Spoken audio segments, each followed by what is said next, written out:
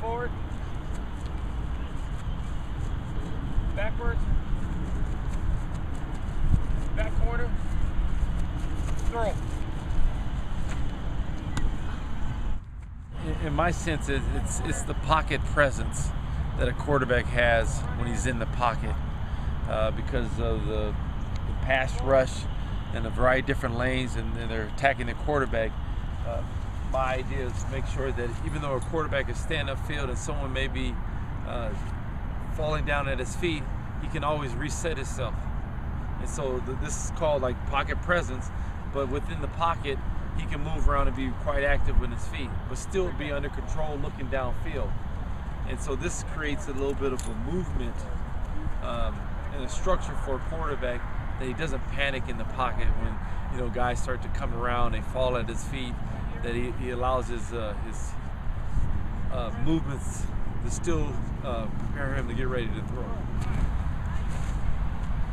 It's actually a footwork drill that allows him to keep upfield, but it's the muscle memory. So people can fall at his feet, but he always comes back to the middle of this drill, because this is where the sweet spot, they say, is in the pocket for a quarterback need to be. And so with that, he'll have a better feel for his lower body movements. For example, like I said, when someone falls at his feet, he'll be able to reset his body. If someone fell down here, he would reset himself and give himself the room necessary to throw the football.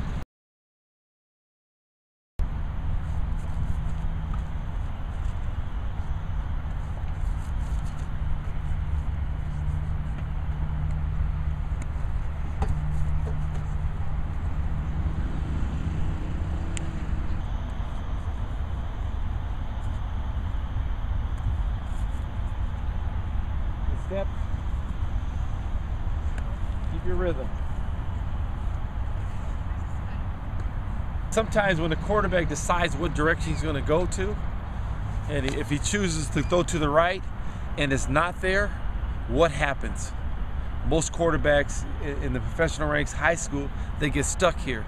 And so what I try to create is, once he makes that decision and they're up closer to the line of scrimmage, he can separate himself and give him a little bit more room. And so it's like a push. So he's stepping to it and pushing back out.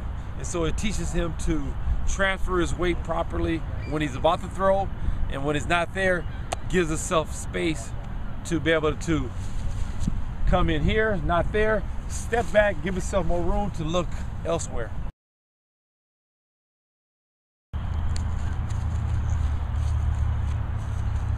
Okay.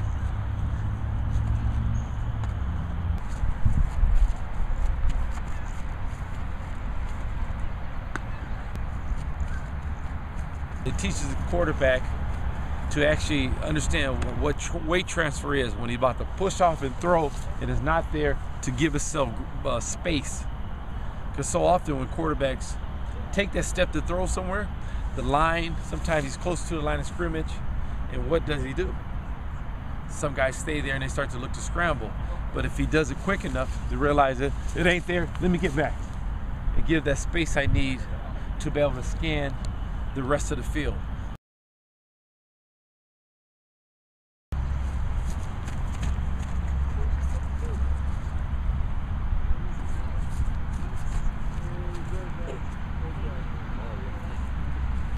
You don't have to run hard.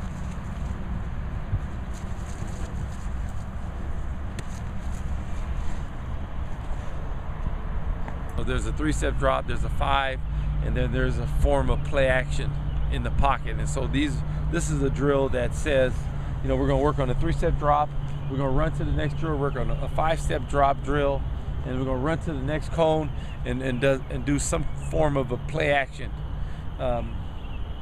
There's not many teams that actually have like a straight 7-step drop.